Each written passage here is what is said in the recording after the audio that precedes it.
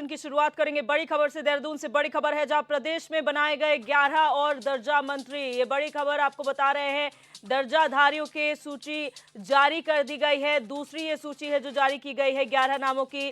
राज्य मंत्री जो है वो बनाए गए हैं। सीएम धामी ने कार्यकर्ताओं को दायित्व बांटे हैं। दूसरी सूची में 11 वरिष्ठ नेताओं को जिम्मेदारी सौंपी गई है। देवेंद्र भसीन बने राज्य उच्च शिक्षा उन्नयन समिति के उपाध्यक्ष। विश्वास डाबर को जो है वो अवस्थापना अनुश्रवण परिषद उपाध्यक्ष बनाया गया है।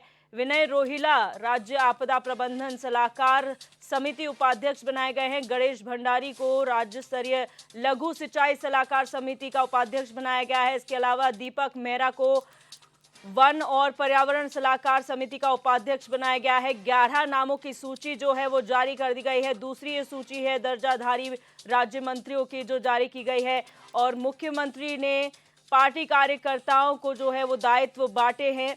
ये दूसरी सूची जिसका इंतजार लंबे वक्त से किया जा रहा था वो जारी कर दी गई है। 11 नामों की ये दूसरी सूची है। पहली बार 10 नामों का ऐलान किया गया था और अब दूसरी सूची में 11 नाम शामिल किए गए हैं, जिसमें डॉक्टर देवेंद्र भसीन का नाम भी शामिल है।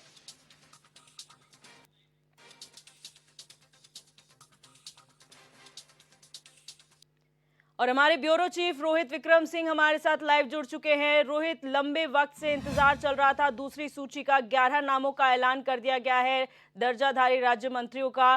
किन किन नेताओं का इसमें नाम शामिल है और कौन कौन से विभाग बांटे गए हैं?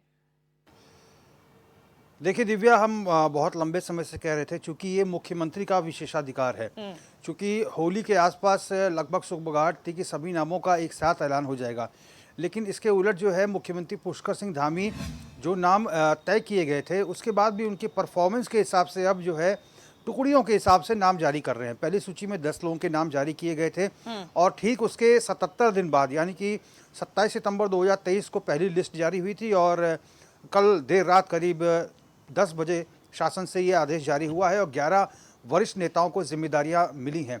इसमें भारतीय जनता पार्टी के जो बहुत वरिष्ठ पदाधिकारियों में से एक हैं डॉक्टर देवेंद्र भसीन, उनको उच्च शिक्षा उन्नयन समिति का उपाध्यक्ष बनाया गया।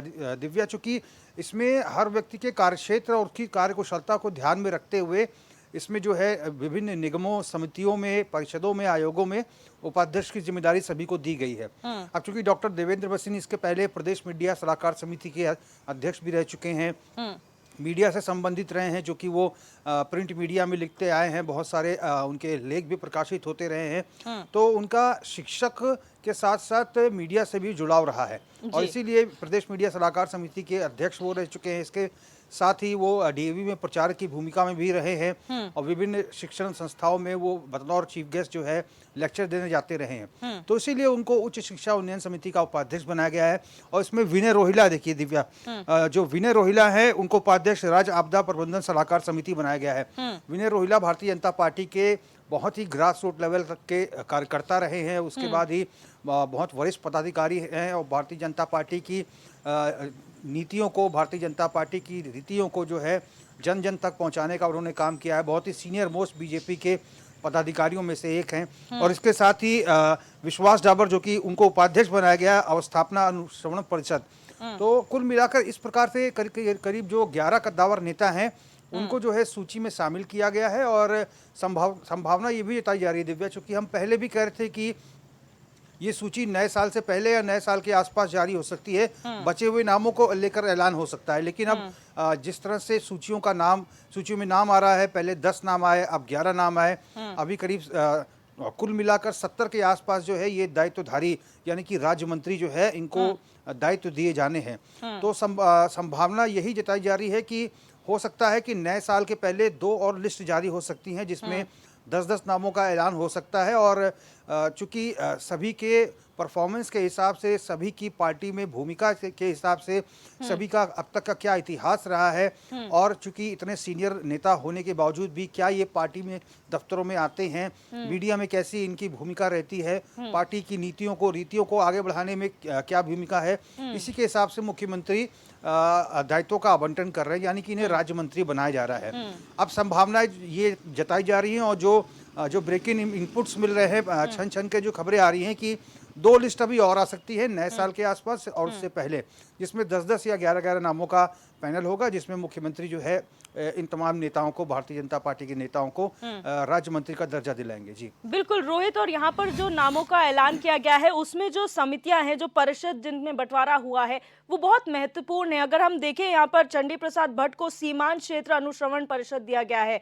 वहीं अगर आपदा से रिलेटेड बात कर ली जाए, महिला उद्यमिता, ये फोकस पॉइंट्स है भारतीय जनता पार्टी के, और चुनाव नजदीक, ऐसे में बहुत इंपॉर्टेंट विभाग जो हैं वो बांटे गए हैं। तो क्या कहें कि आगे आने वाली जो 2 लिस्ट और हैं वो भी प्रायोरिटी बेसिस में होंगी या फिर उनको किसी और बेसिस में रखा जाएगा? देखिए दिव्या, बहुत सारे ऐसे निगम हैं, जैसे वन विकास निगम है या फिर कुछ और ऐसे निगम हैं जिसमें उपाध्यक्ष पद पर या अध्यक्ष पद पर बैठा तो दिया जाता है दायित्वधारी को, लेकिन उसके पास जिम्मेदारियां नहीं रहती, उसके पास वित्तीय जो है अधिकार नहीं रहते, उसके पास ट्रांसफर के अधिकार नहीं रहते।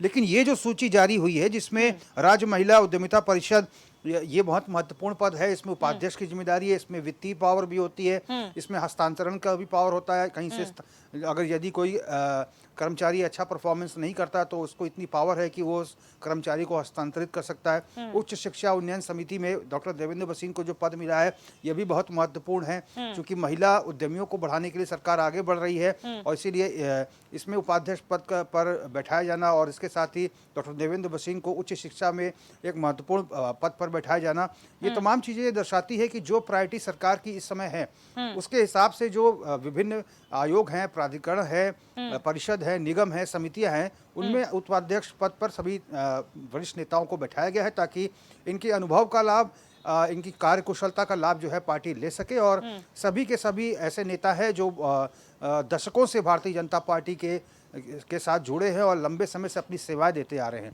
तो निश्चित तौर पर ये एक अच्छा निर्णय सीएम पुष्कर सिंह धामी का है, क्योंकि पहली लिस्ट में भी हमने देखा था कि उन तमाम जुझारू जो पार्टी के पदाधिकारी हैं उनको दायित्वधारी बनाया गया था, राज्य मंत्री बनाया गया था। दूसरी सूची में उनसे भी वरिष्ठ नेताओं को जिम्मेदारी भी दी गई है। तो समझा जा सकता है कि सरकार की तरफ से, सीएम धामी की तरफ से फोकस्ड होकर कार्य किया जा रहा है, और संभावना यही जताई जा रही है कि नए साल से पहले 2 और लिस्ट जारी हो सकती है। बिल्कुल रोहित, और यहाँ पर ये तो दर्जाधारी राज्य मंत्रियों की सूची जारी की गई है, लेकिन अभी भी जो एक कड़ी है, जो मुद्दा है जो बहुत गरमाया हुआ है, वो है मंत्रिमंडल विस्तार। यहाँ 4 पद जो खाली हैं, क्योंकि बहुत ऐसे काबिल यहाँ पर नेता हैं जो मंत्री पद भर सकते हैं, जिनको जिम्मेदारियां दी जा सकती है। मुख्यमंत्री का जो बोझ है वो कम किया जा सकता है, क्योंकि हमने देखा बहुत जिम्मेदारियां चुनाव में मुख्यमंत्री ने निभाई, और 2024 बहुत महत्वपूर्ण है, इसलिए बहुत महत्वपूर्ण जिम्मेदारियां मुख्यमंत्री को मिल सकती हैं। तो ऐसे में एक जरूरत है कि उनका बोझ कम किया जाए। क्या उस पर भी ध्यान दिया जा रहा है?